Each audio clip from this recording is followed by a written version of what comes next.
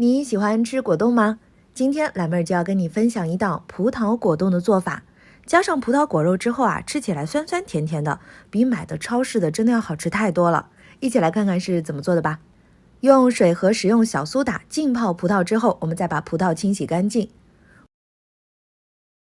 剥掉葡萄的外皮，当然这个皮是不能扔的，因为我们要留着备用。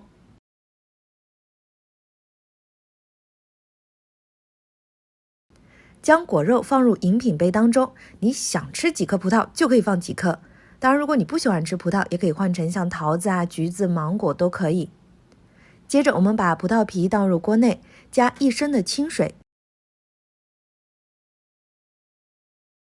再加30克的白糖，搅匀了煮至。煮到锅内沸腾，再继续煮3到5分钟，等水的颜色变成紫色，捞出葡萄皮，这下可以扔掉了。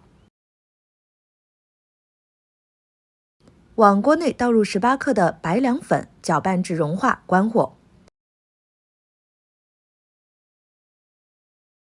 把葡萄水倒入杯子当中，放置冰箱冷藏2个小时左右，等它凝固就可以开吃了。酸酸甜甜的葡萄果肉搭配嫩嫩滑滑的果冻，很适合夏天吃。